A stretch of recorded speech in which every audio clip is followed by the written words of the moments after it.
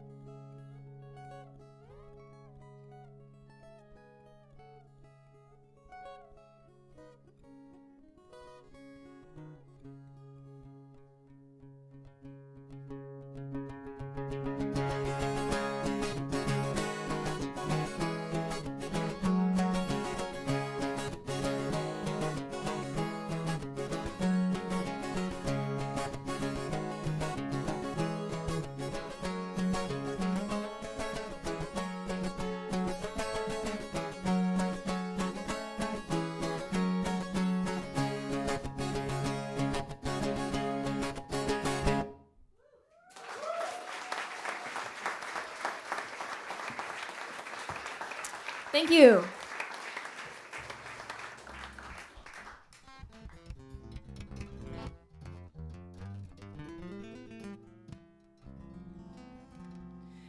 So this is being broadcast right now?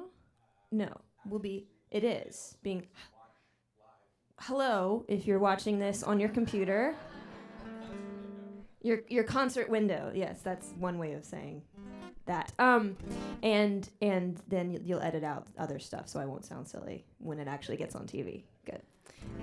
Well, this is my first time in P-Town, and really, is there like an application process for living here? Like, do I have to go in front of a committee and prove that I'm cool and gay and everything? Awesome. 'Cause it's really fun here. I walked by a marquee that said Golden Gals and thought, I mean, Golden Girls and drag queens. Like, have I just died and gone to heaven? Like, this is perfect. I'll stay forever. If you have a house and want to adopt a poor musician, that would be great. And I actually am kind of poor. It's sort of sad. Never mind. TMI, right, Josh? So this is a song called Bone Chaos in the Castle, and it's on an album that I made a few years ago, and I hope you enjoy it.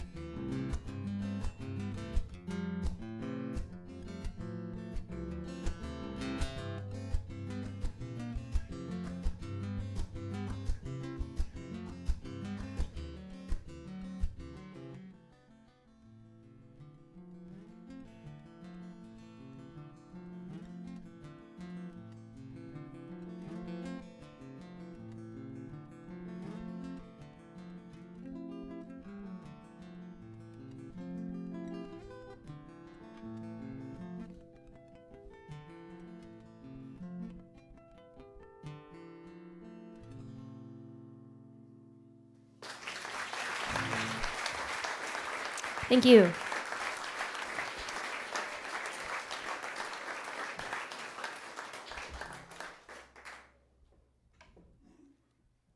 So this guitar is called a Griffin.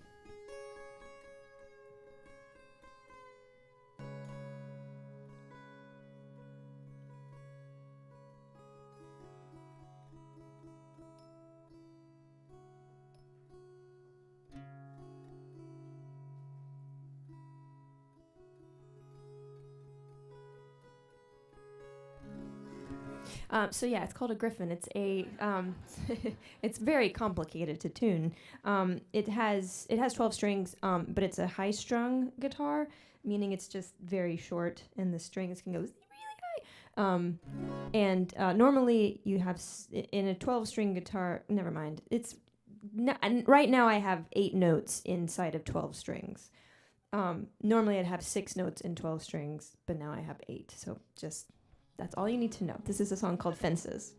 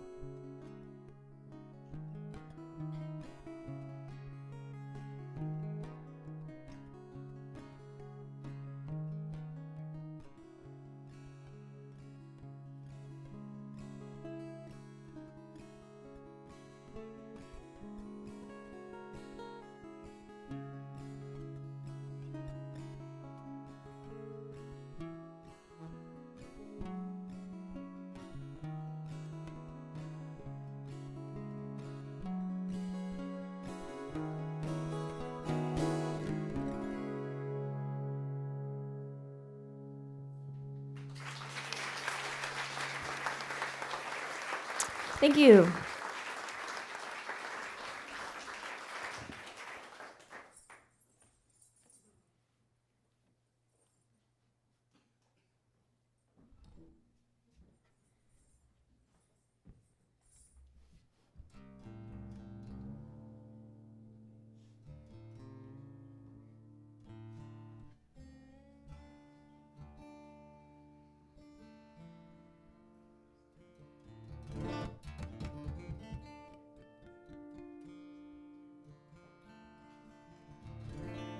This song is called Cargo Cult.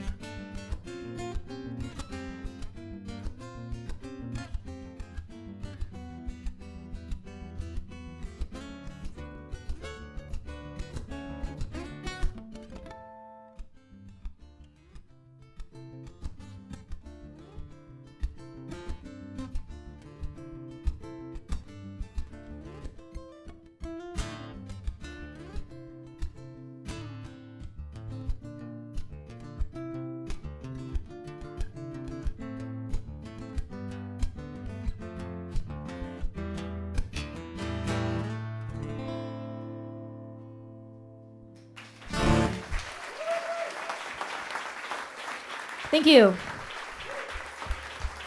I'm gonna play. I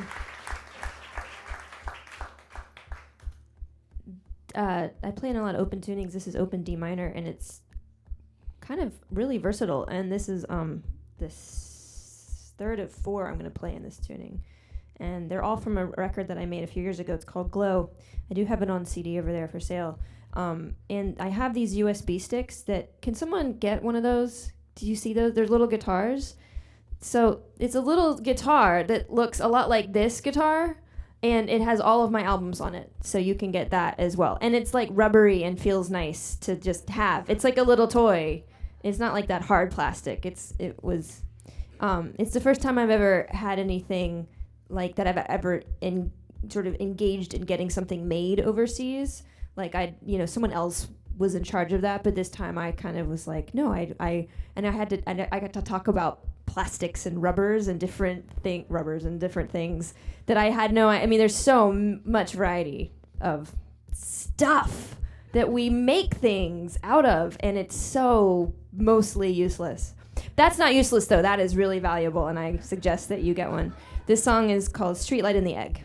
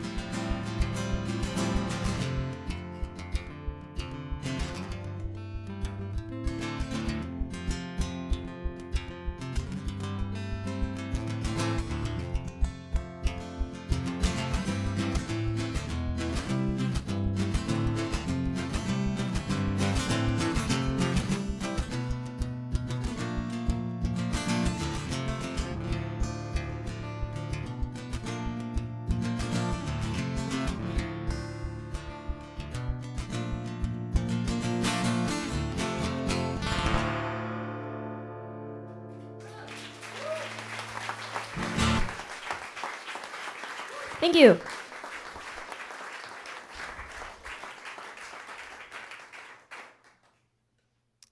This is a bit different.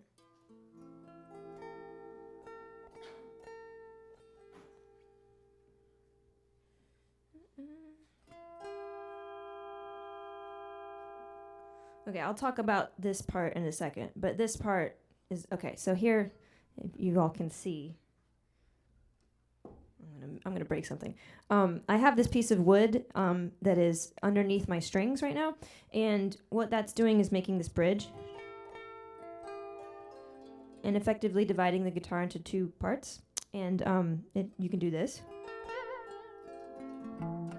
And I wanted to get a Japanese koto, but those are very expensive, and this costs like $1. So I thought this is much more smart. So I'm gonna play a song for you called Bowen Island. I've never been to Bowen Island.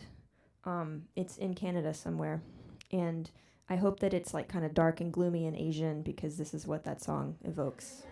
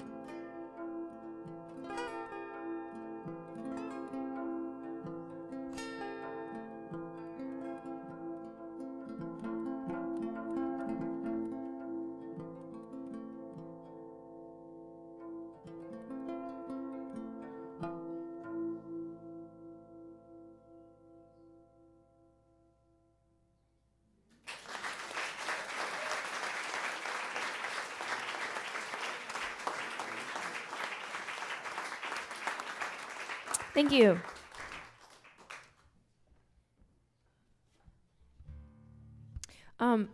Recently I did a new project that Josh has actually seen, and it's a little hard to describe, but basically I took a guitar, one of these guitars, and I painted it white, and I put it on stands so it doesn't move. It sort of sits perfectly like this, and I just scoot underneath it so I can play it. And onto the white guitar, I project images, but I use a technique called projection mapping, which is basically it's almost like holding a cardboard cutout of a guitar in front of a projector, and so only that image hits the guitar. So the surface of the guitar lights up, but nothing else. And I wrote this piece, this whole hour-long show called "A Neck Is a Bridge to the Body," and it involves, there's a large screen behind me that has a second projector projecting all kinds of cool images, and it tells this story kind of loosely based on creation and music and how music inspires visual elements and what the guitar is, and at some point the guitar starts talking to the audience. It's very funny. Anyway, I'm going to play a song from that. That should be, it is a new project, and I did make a new record out of it, so hopefully that'll be raising its head later on this year. And this doesn't really have a title. I'll think of a title. Well, anyway, you think about a title and let me know what you think.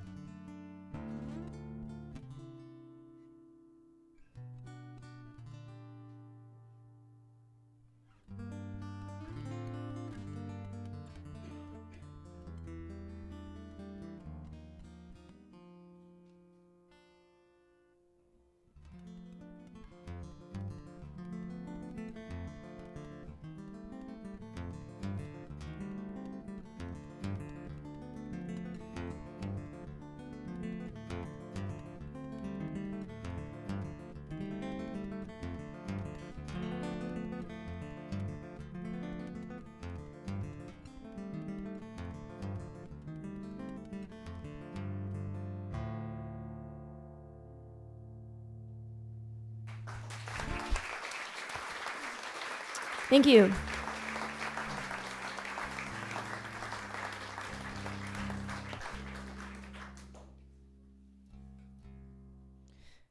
Any questions?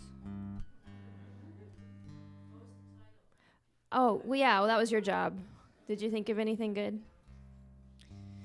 It's a bit messy, that song. It's in 7/8 and it's just a bit frantic. And it has this very cool soundtrack with all these horns and other frantic-y things, but I think it sounds more frantic when I play it by myself.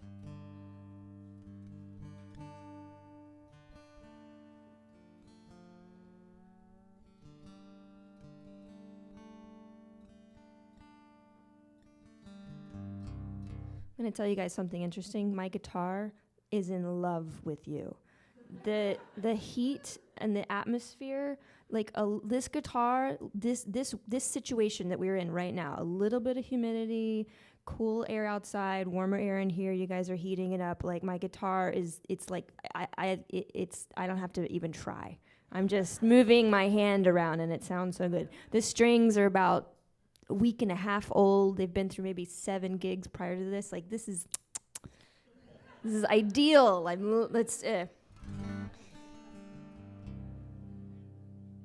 Guitars have a interesting temperament, and they can really screw your life up. They can. They make life very difficult.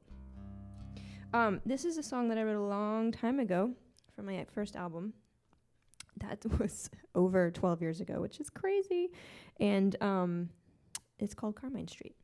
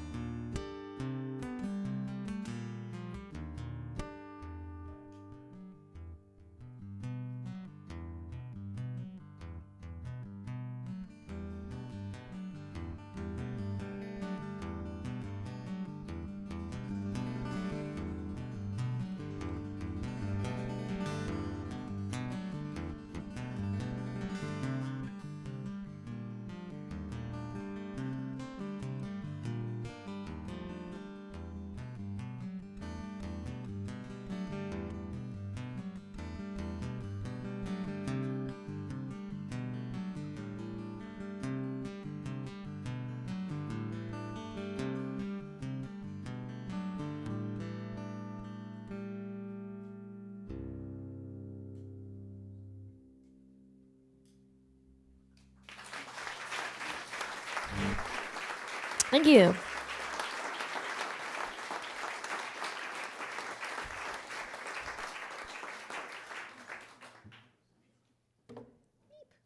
It's a little got it up here. You guys are so sweet. Whoa.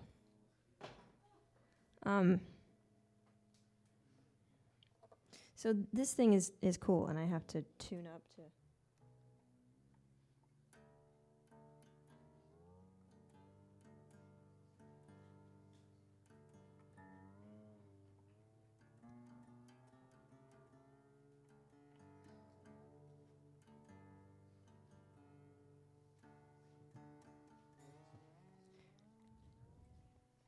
Yeah, how's everyone doing?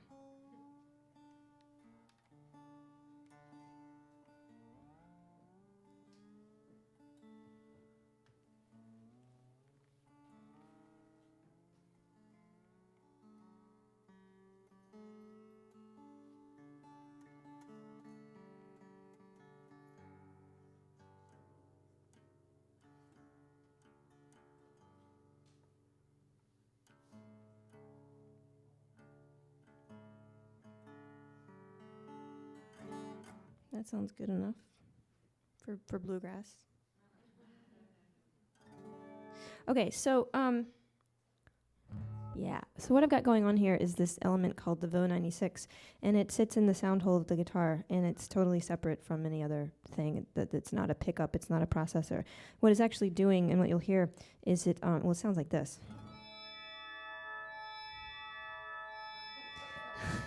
It's amazing. It is basically when I think it's magic. I'm not quite sure, but it's telling this. It's like a giant magnet that tells that when you vibrate a piece of metal, you create a magnetic field, and this manipulates that magnetic field and tells the string to vibrate in a certain pattern. And also does this and different thingies. And anyway, it's very cool. It's still a bit new for me, even though I've had it for a while. This is a song called Gobi.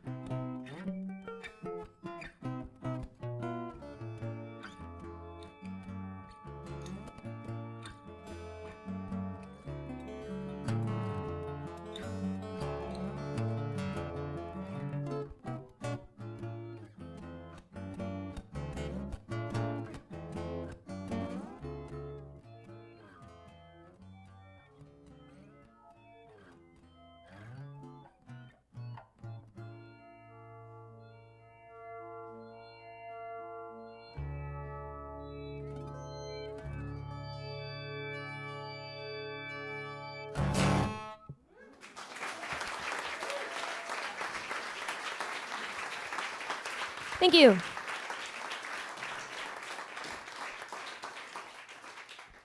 Thank you very much. Yeah, the VO 96, VO 96. Mr. Paul Vo works for the Moog factory, so he makes synthesizers, on the side.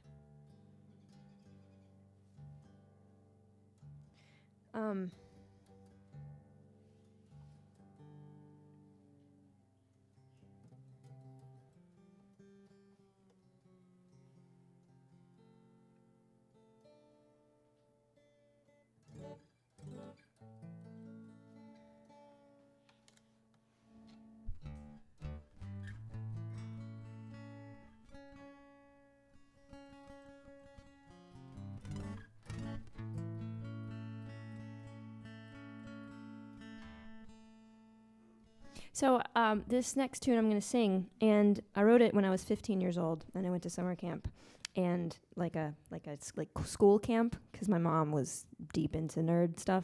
So I had to go to school over the summer, and I met this counselor, and she liked me, and it was very exciting. I don't know. That's all I'll say about it. But it was like a little inappropriate. But anyway, so I wrote this song when I was 15, and then I recorded it on an album like a decade later. And then I ended up getting married to someone with the same first name as the person in the song. And that wasn't the only one. Like, there were many, many, many Jessicas. Like, I'm not even fooling. It's like my first major crush in high school was on my very good friend Jessica, and then like just tons of Jessicas all like around the world. And like, it's this weird name. And then when I met Jessica, my wife Jessica, I was like, oh, come on, this is obviously not going to work out. And the only reason I tell you this story is because like, if you're on your 5th Alice or your, 9th Pedro, like, it could be Pedro number 10. That is the love of your life. So do not give up hope no matter what. That is what I took from this experience.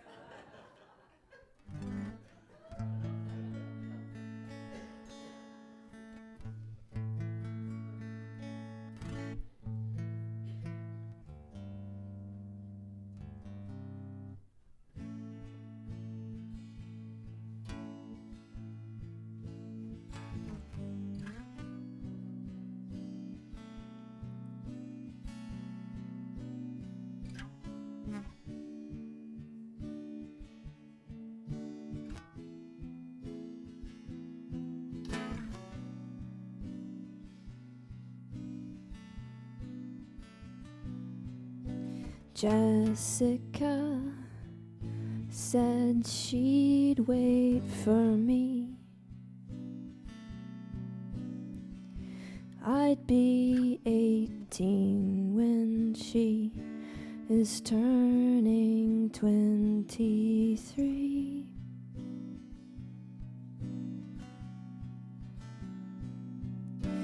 Decorate her room with greeting cards. They burn up when she turns the light on in the dark.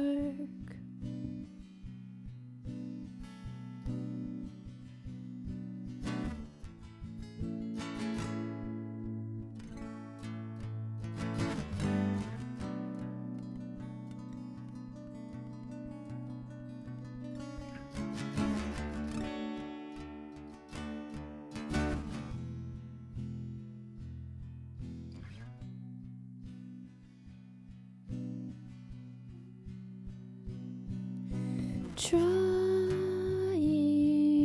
to remember love that never really was.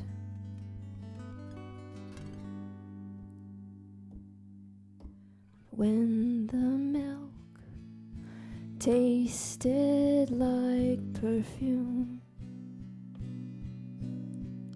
You had been drinking from the carton, and I knew.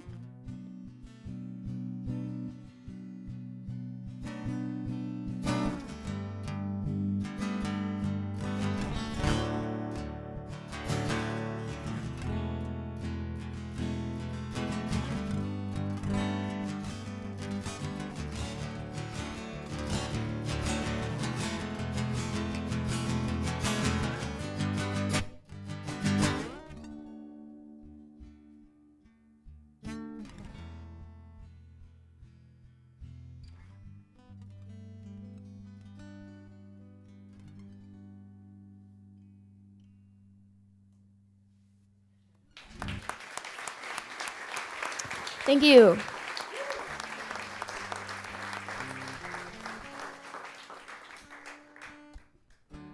So, Jessica's 7.5 months pregnant.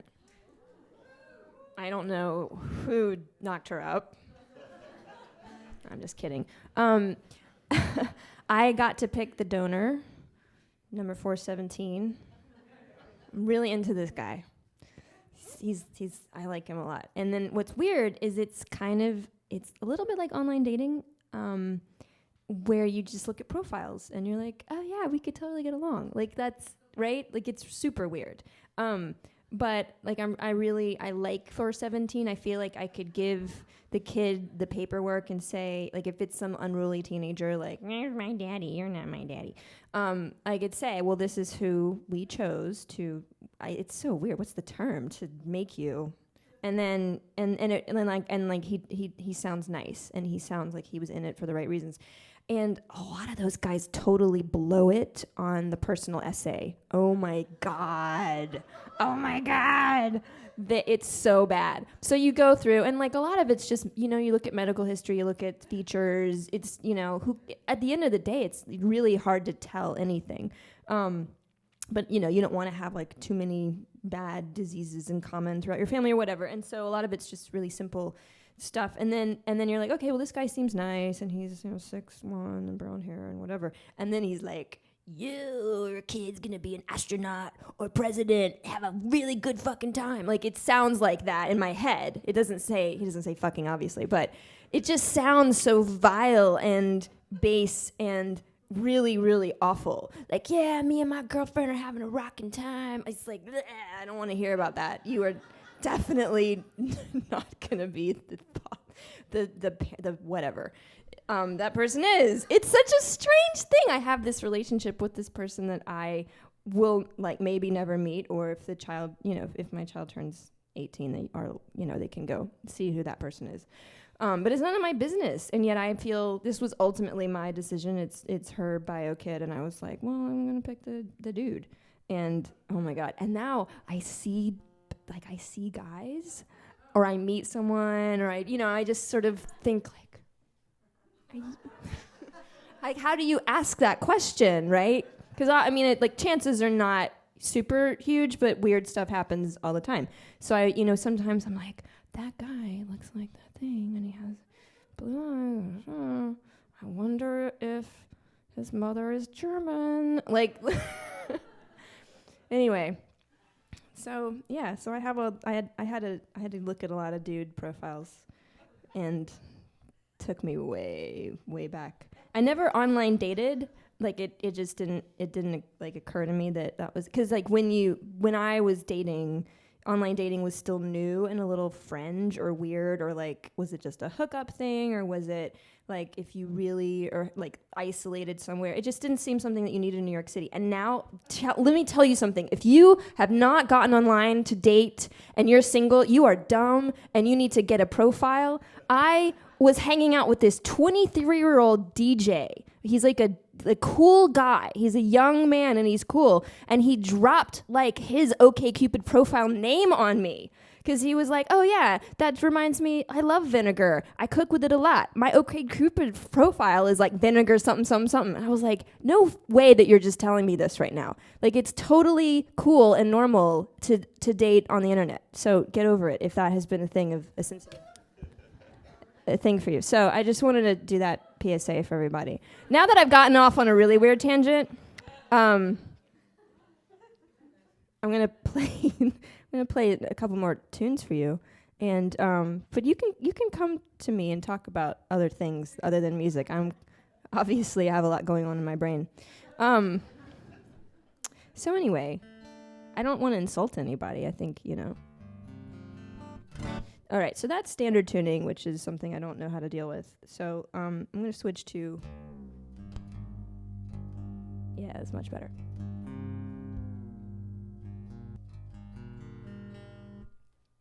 This is a song from that album that you have for sale on CD over there. By the way, the USBs, I think I said that they have all 6 of my albums, but they're also in WAV file format, so they're really, really good and tasty to listen to. And then you have 1 gig free, just FYI. This is a song from that album called The Fire Eater.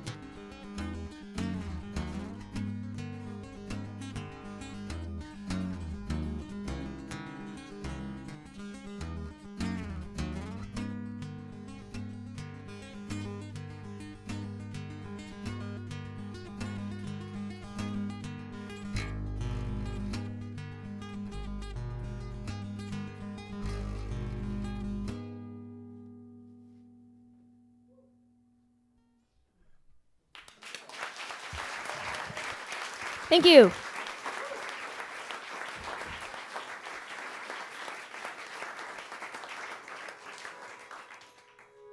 Thank you so much. Yeah.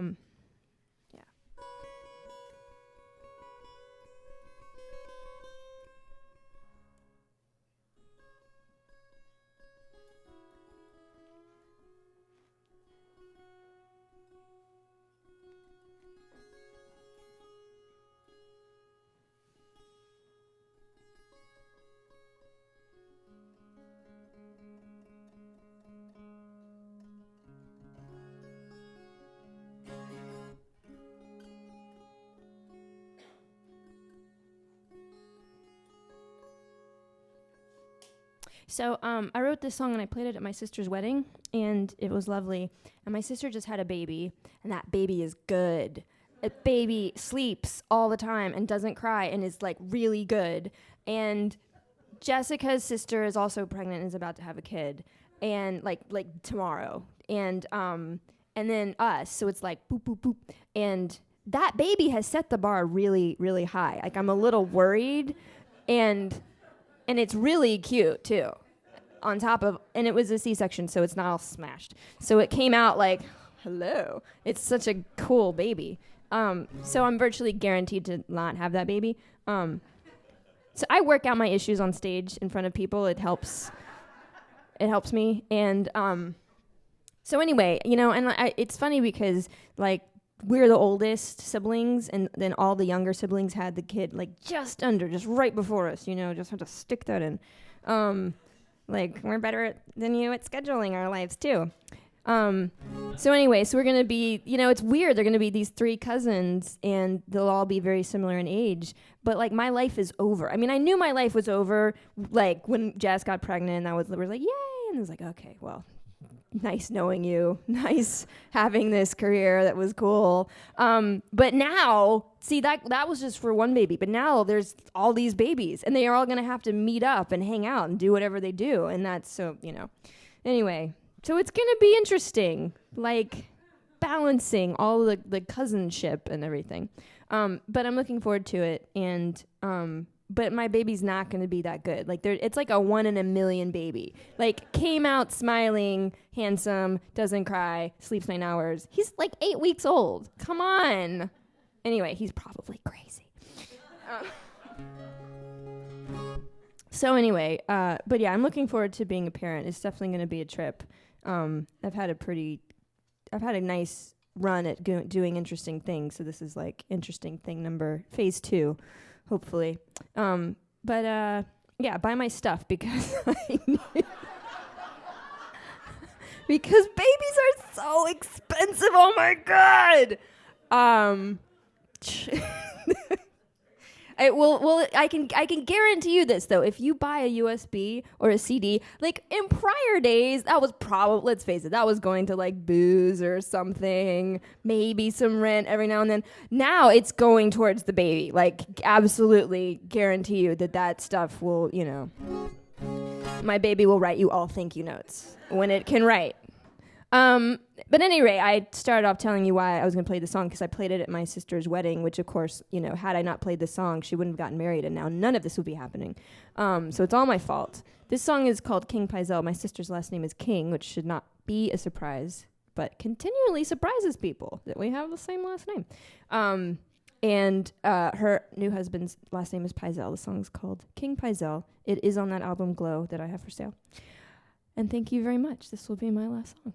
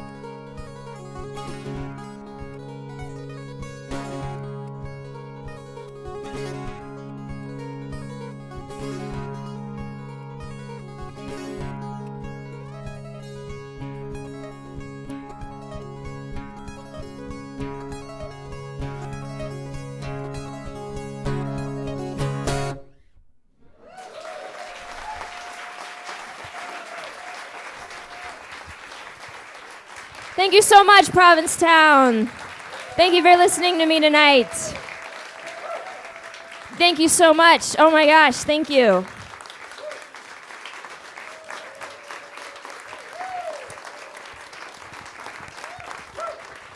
What's that? You want another song from me? Really? Okay, all right, cool. I'm not going to make you work for it.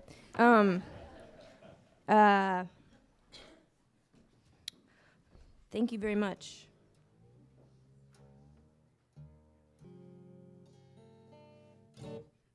So, I'm about to blow your mind. This song, also written about a Jessica.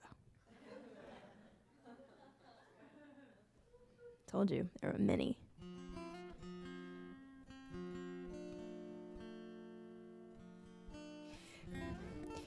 Part of that story is also that I dated a lot of interesting people. Interesting meaning crazy. Also some interesting ones. But so my life was like this. It was like, please God on my knees, send me a like little foreign girl with an accent and dark hair who's mean to me, please. And I got that over and over, and it was awful. And then but I really thought I wanted that. That was like what I'd convinced myself was right for me. And then I married this woman from Delaware who's a redhead and like 5'9", and so good, like so not in my plan, and it was so much better than anything I actually thought I wanted. So that's another life lesson. Don't listen to yourself. Your desires are wrong and probably leading you down the path to darkness. Yeah, I'm good. I'm on a roll tonight. Thank you so much, Josh. Please give Josh a hand.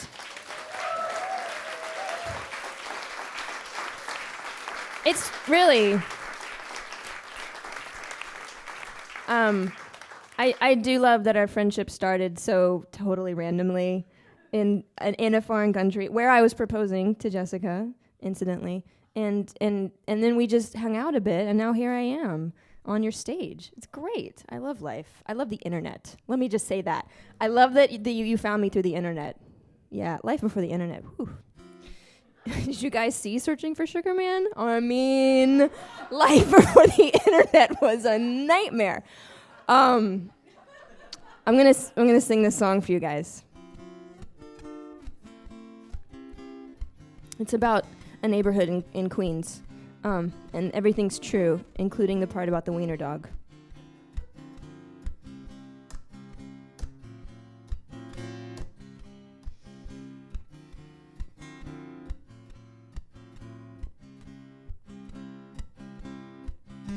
I wake up every morning, stretch my arms out wide, It splits my chest right open, and I put my heart back inside.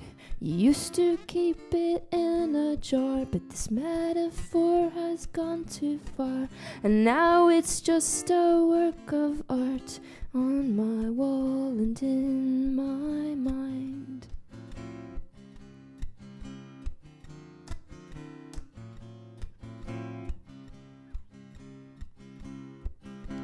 When you get the courage, you'll swim beyond the waves, and the stillness of the ocean will make all fear go away. Yeah, I fucked up good and well, and you put me through fucking hell, but good luck finding someone who can love you better than I.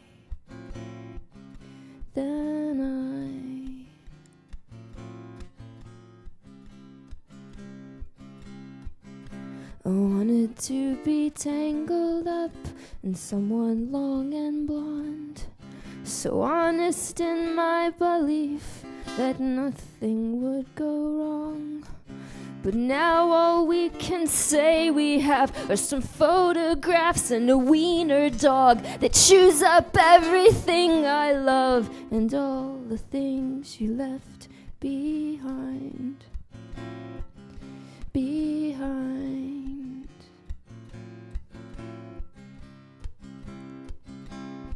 You're the girl I lost in Sunnyside. You're the girl I lost in Sunnyside. You're the girl I lost in Sunnyside.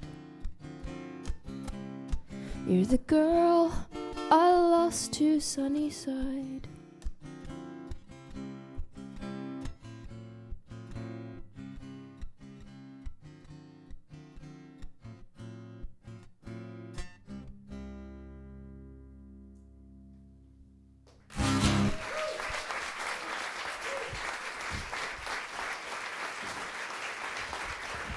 Thank you all so very much. Really, it's been a wonderful pleasure to be here and to play for you tonight. Thank you again to Josh and 20 Summers. And hopefully I'll see you again, Provincetown. Have a great night.